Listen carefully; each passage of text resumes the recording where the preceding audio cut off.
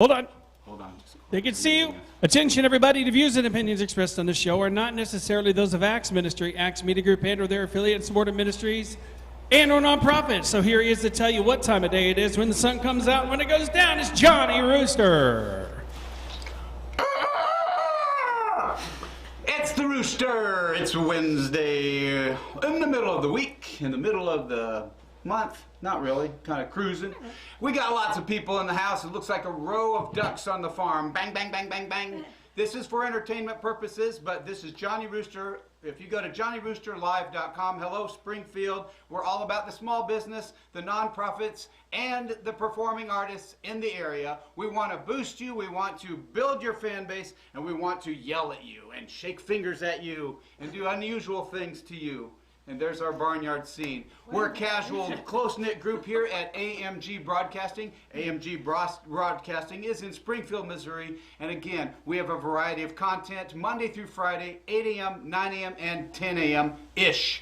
Now, we're learning here, we're growing here, and we're rapidly accelerating towards making more emphasis on small business, on nonprofits, and on performing artists. I'm a small business guy. We got a nonprofit lady. We got the other people that are the performing artist types as well as business people. So we've wrapped it all up into one beautiful package in front of our barnyard today.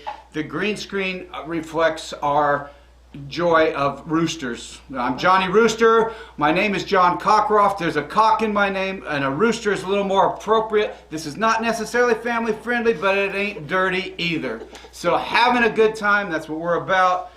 I'm a big fan of all three of these people. I'm really not a big fan of Brian. I don't know him, but I will like him when I get to know him. So thanks for joining us. Today, Sure. We're going to start out right here next to me. This is Jennifer Miller. Good morning. Good morning. Can you hear me out of this side? It works. Okay, Jennifer, real brief, in about half of a paragraph, tell us what happened to you when you were 20.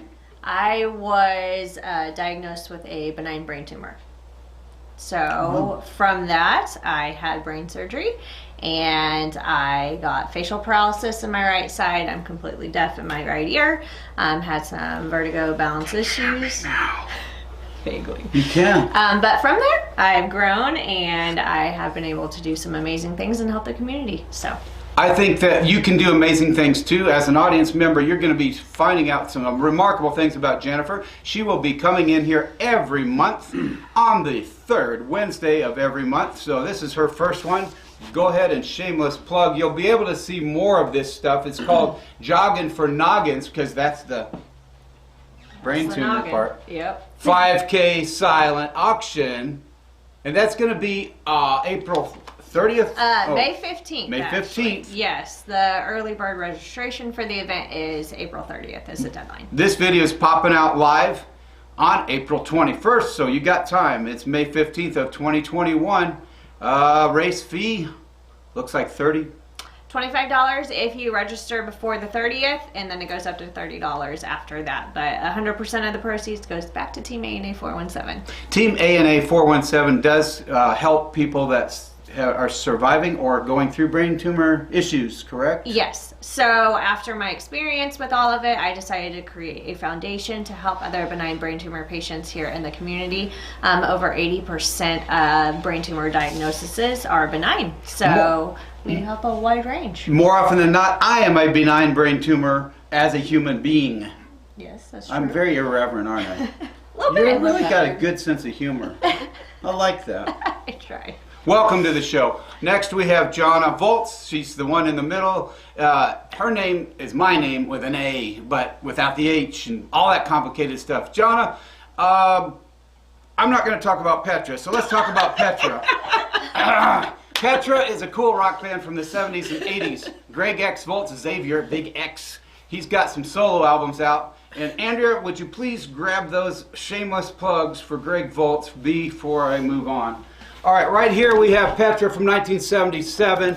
This one, my personal favorites. 1981, That's Never Say Die. More Power to You, 1982, a big year for me. 1983, graduated high school that year. That is Petra's Not of This World. There's Greg's picture. There's a really cool artist involved with that. There's lots of these albums. My sister had one. There's this one. That's 84. That's the Beat the System tour. John Q. Hammond's Arena. 85. Mark Kelly on the bass. John Lowry on the keyboards that year because John Slick was already gone. Now, Petra is the thing, and then there's Greg Volz. This is the guy that I want you to know is her daddy, and that's all I need to say. He's got 2 albums on vinyl there, and he's got other stuff. He was losing his hair. He got his hair back. Praise God. All right. Miracle. Now we're on to Jonna, the person. You did a lot of stuff with acting, but now not so much a teacher, but a coach. Personal coach, right? No, I was a teacher. Oh, a teacher. No, I had classes. You're a sensei. Yes, I am definitely a sensei. Oh, you're so used to being on camera. So You don't hear that word very often. And Brian, I'm so thrilled you're here. I know nothing about you. Thank God you won't be ridiculed today. That's a good point. I'm here though. You but may I'm feel here. left out. No, I like it. I got you I covered. also enjoy the show. If your personality is such, I will get in as many jabs as you Absolutely. would like. I'm okay with it. Go ahead and tell us about STL. Oh, okay. Sooner than later. Well, so Brian and I just started a film studio called Sooner Than Later Studios because we're in our 40s and we're like, well, we didn't get to do it in our 20s, so might as well do it now. Let's do it sooner than later, people. Come on. Time is Yes. I'm the sooner, he's the later. That part is very personality. Just getting it done, getting it done. true. I like to slow her up a little bit. And I'm like, hurry to the next thing. Let's go. So it's a little bit of a tug. So, but we met because his son wanted to be an actor. So his son came to my acting class where I was a teacher. And then I decided right before COVID, I decided to close my classes down to work on production. And then 4 of the teenagers said, hey, can we do a private coaching class? And I was like, okay, well, we have to do it as a semi-private because I don't have time to do one at a time. So put 4 kids together. Brian said, by the way, I have background in film production and let me help you. And so we did. Awesome. And we collaborated with the story. We were going to write a short film. And we ended up writing a big short film. Big short. Wow. A big Well, one. what is a short film lengthwise typically? I mean, anywhere Are there from rules? 2 minutes to 45 minutes. I mean, And The, this the is- average is about 9 to 10 minutes usually. Yeah. Are you in the 45-minute range? ours is in the 35, 35, yeah. but it's a big story and it was a big production. And so I was teaching the children as a teacher. Did you get Elfman in on the score, or what's going on here? We tried. Okay. He turned us down. He so, turned you down. Yeah, Dang we're it. too small. Yep. But we actually got a local person in town. Well, that's who's good. Amazing. Who's amazing. Plug anybody. Colton Jackson. Colton Jackson. Yes. He's amazing. Colton Jackson. Original score by Colton Jackson. Yes. Colton Jackson and Michael Palmquist, Yes. actually. I love music. Can you tell? Yeah, Oh, yeah. they are. Yeah. It's an amazing experience to watch them try to interpret, like get inside our heads and try to figure out how we want the movie to sound. Right. And it is a thriller. It's a drama. Do the audios go way up on the music like a lot of Hollywood flicks?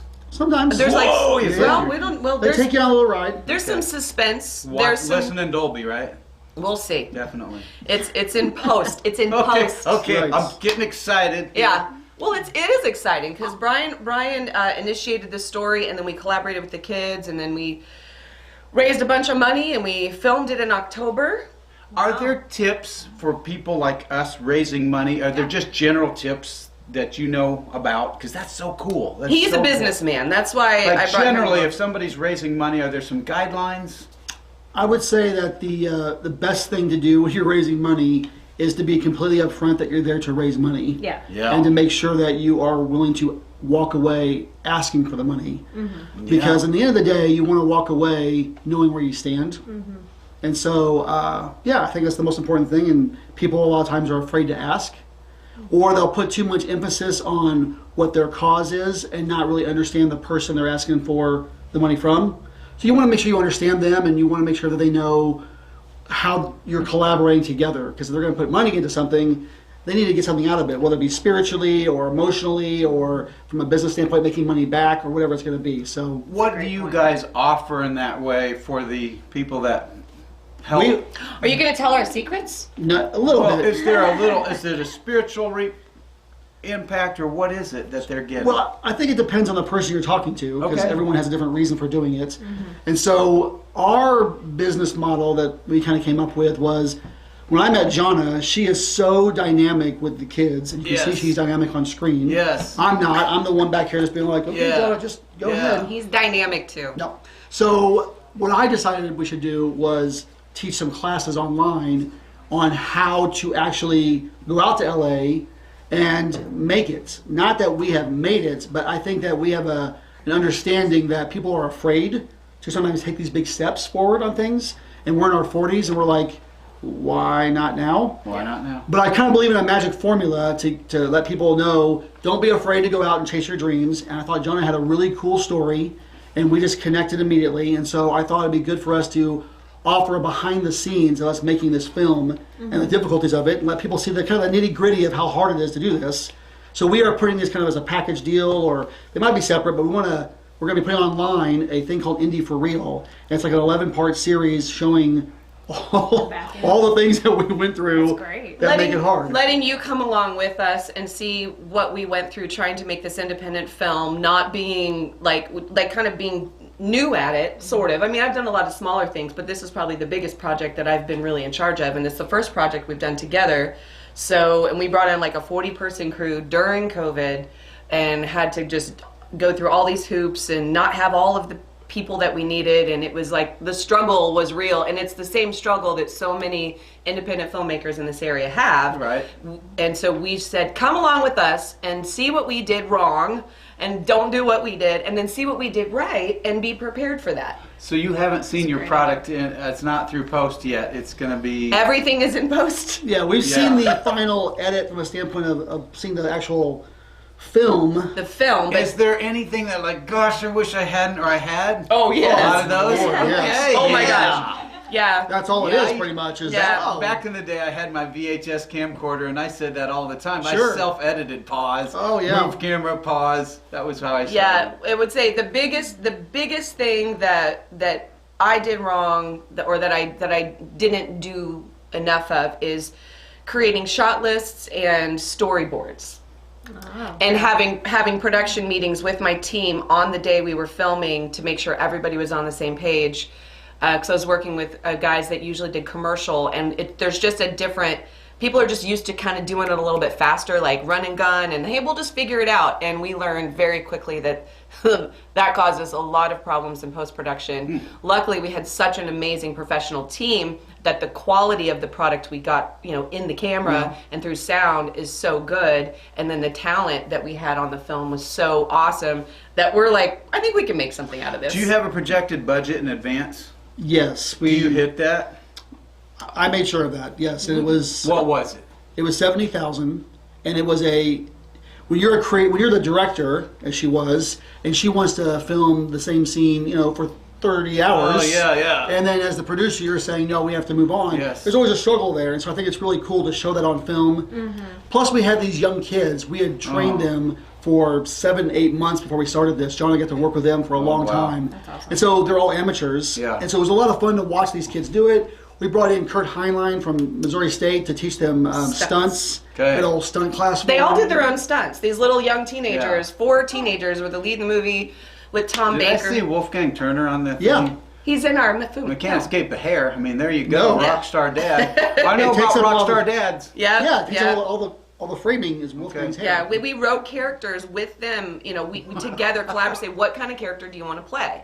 And they got to have a say in that on what kind of role they wanted to play. Yeah. And their personalities. But as far as you were talking about the bringing on, oh shoot, you were saying something, and it made me about- think of something. Now I forgot. Many. Doesn't That happens matter. a lot to us. It's Budget, fine. or something else? Well, I think also the whole idea of doing the behind the scenes. I remember. We're trying to, There she goes. I don't let her go right now. She'll forget. Go.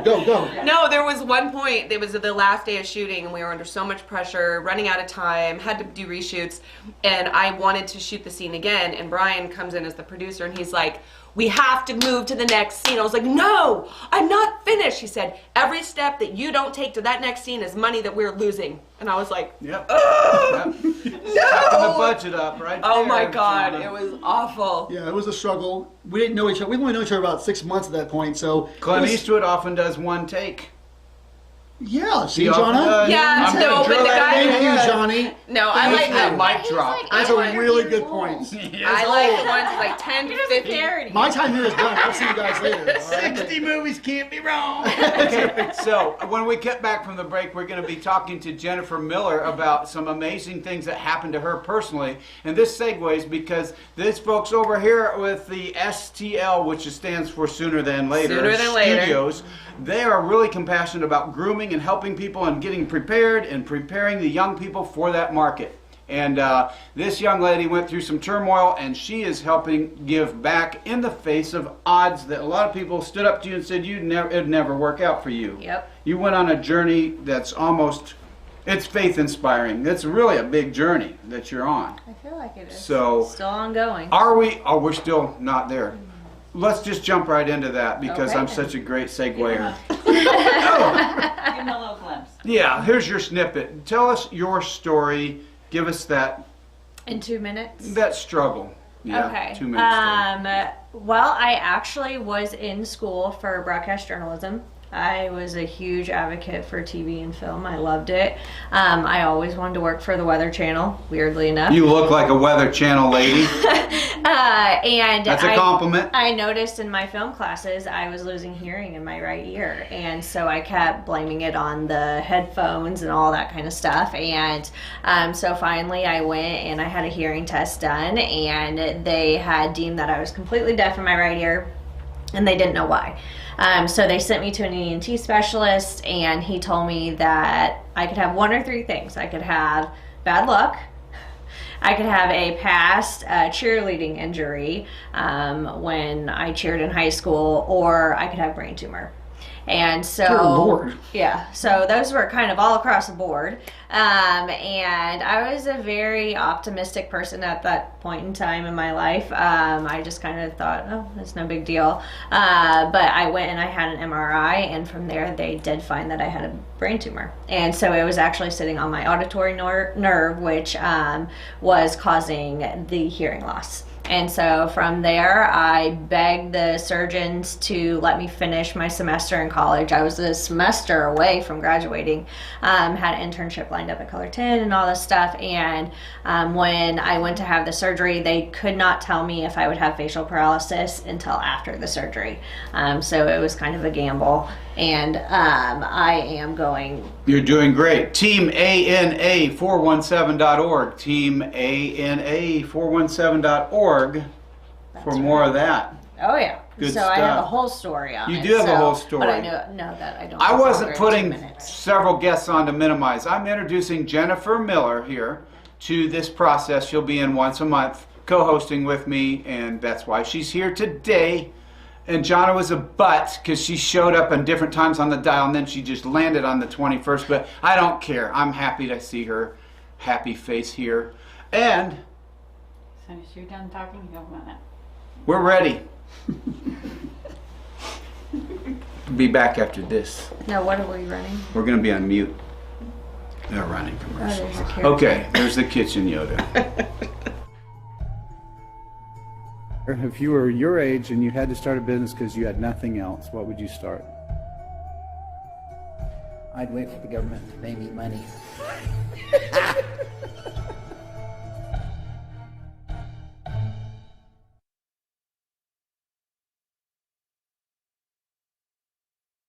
Somebody sneezes and I get pneumonia. So I was constantly in the hospital like every 2 weeks because they wanted to come to school sick and the school didn't want to do anything about it.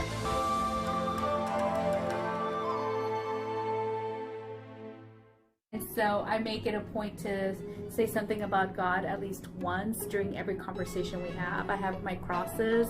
I have that scripture box that if you know, people sometimes just come in to drop off a scripture to leave in the box, and then some people just come in to pick up a scripture. So, you know, if you're in need of some encouragement, just come and stick your hand in the box and pull something out, and hopefully God will encourage you that way. And sometimes it's prayer. So that's the one thing I love about this. Okay, this is one of my favorite things about this whole thing.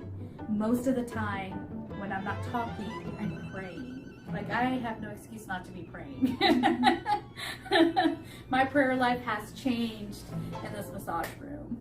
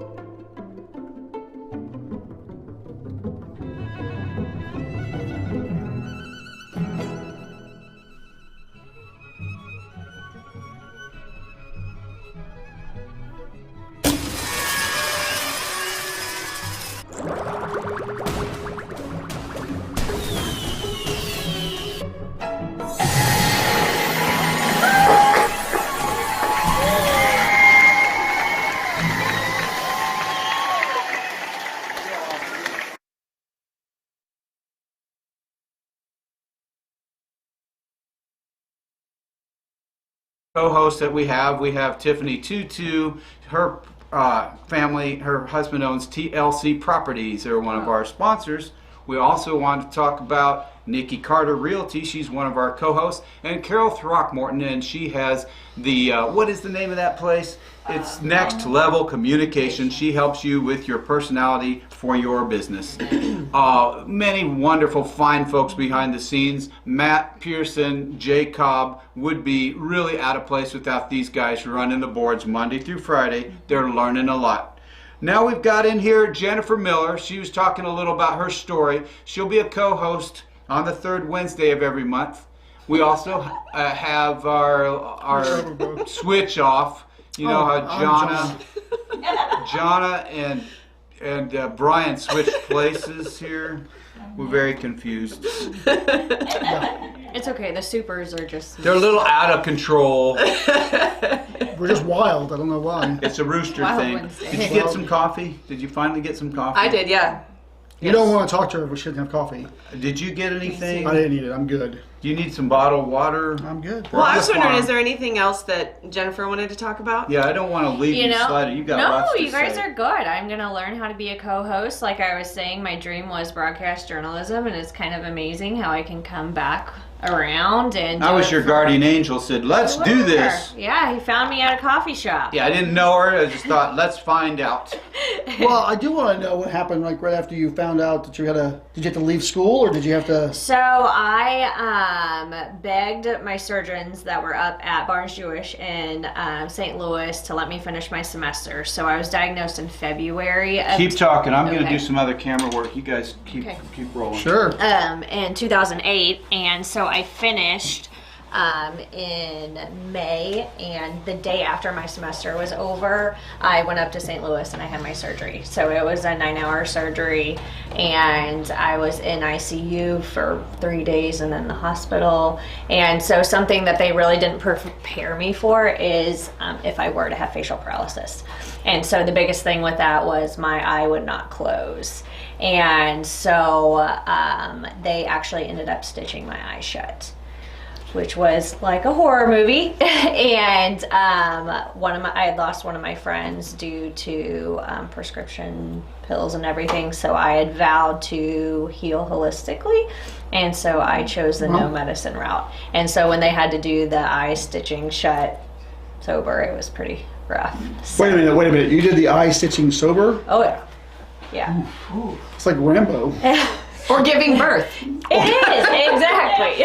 There's no man in the world that could be doing that. So that's amazing. Yeah. Good point. So after that, it took me a really long time to recover, not only physically but mentally, just trying to figure out my new identity and deal with that kind of stuff, and then realize I went to school for 4 years for something that I didn't feel comfortable being on camera and things like that. And I actually went back to school and got my master's in health communications. So how old were you when this first happened? 20. And whenever you went back, how old were you? I was 25.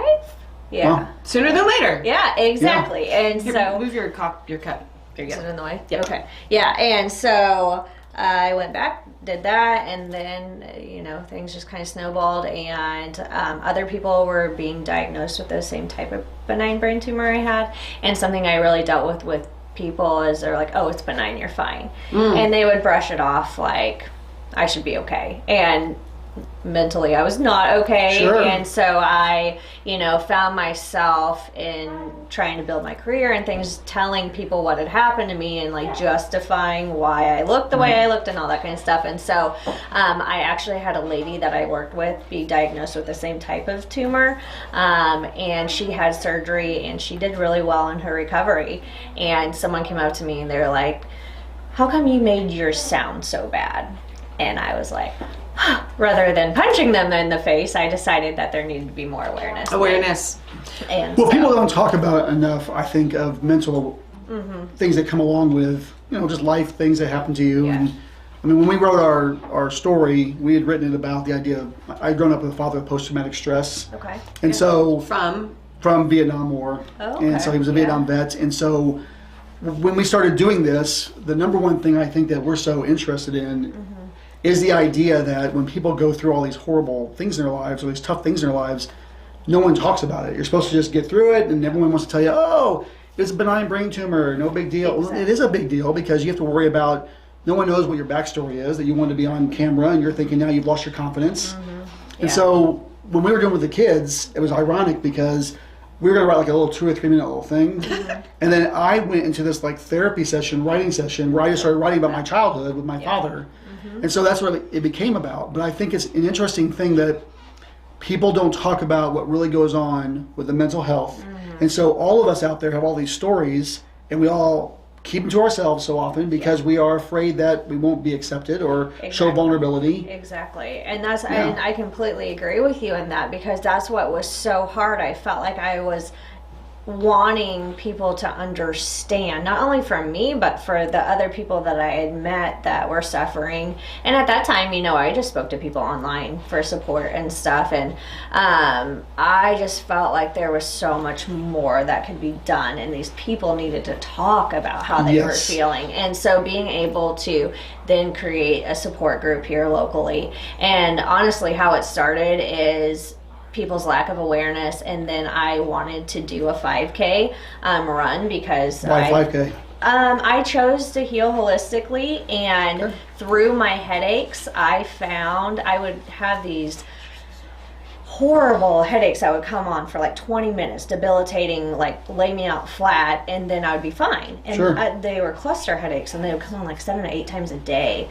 And so I ended up finding out that running helped relieve the headaches. There's your solution to the migraines. And it was, I mean, it was. I don't want to run, but I may have to. I might make you. That sounds awful. I might make you, but it was the scar tissue of them cutting for the incision, and so the running, the pounding of the pavement would break up the scar tissue and release the pain.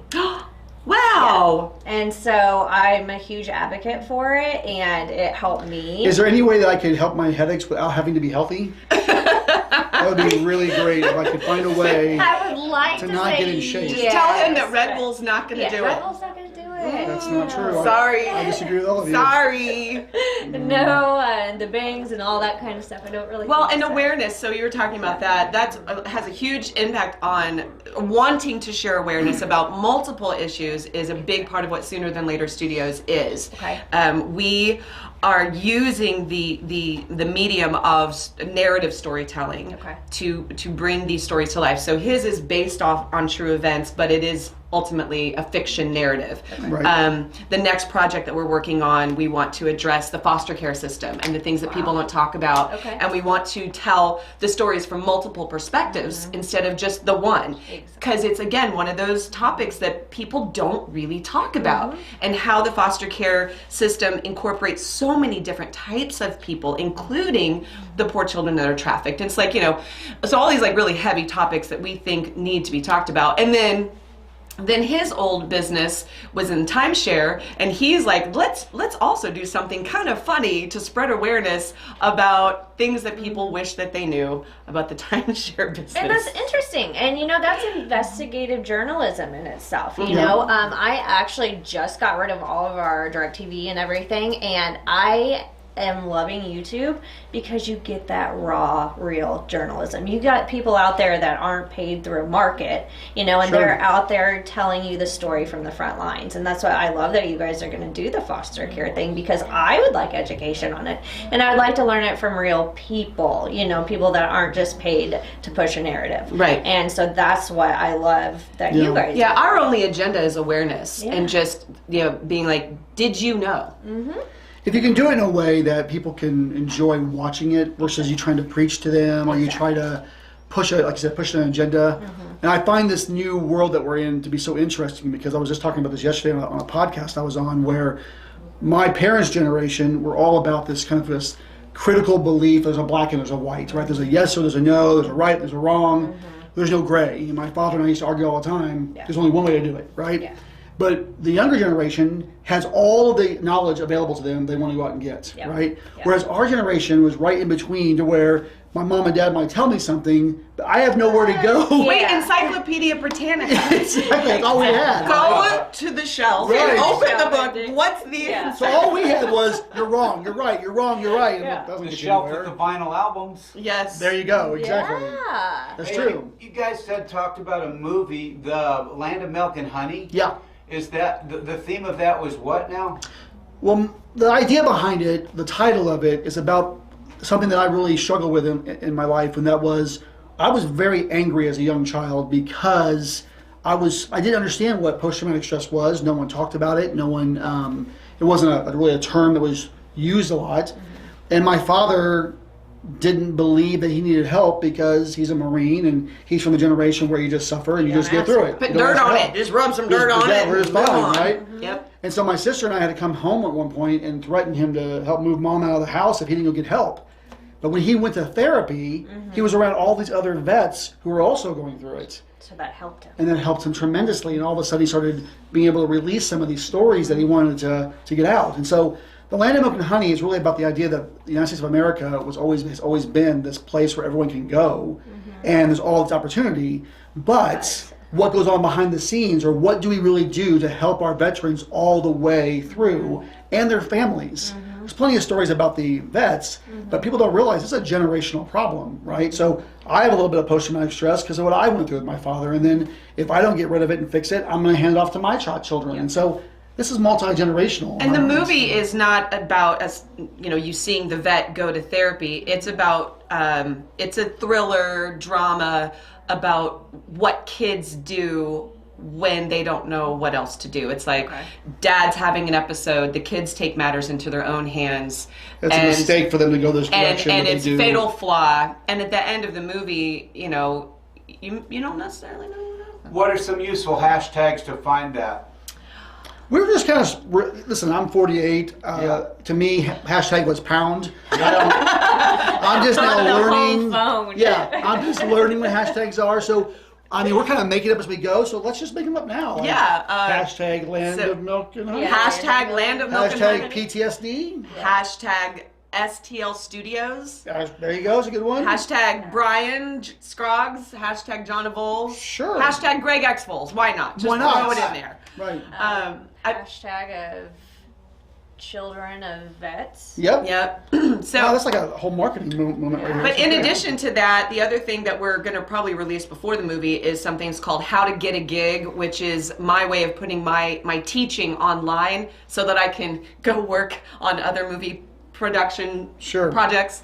How to Get a Gig is basically what do you do to get into the industry so you can actually be an actor who's in the stories that we're telling about the awareness. So that is being released here within the next 4 weeks. Yep. And it will be available online, and you get to watch me and listen to me, talk to you, and tell you things that I know from 30-something years of experience in the acting industry. And I like that you would look at the lens even if the viewfinder was facing you. I like that.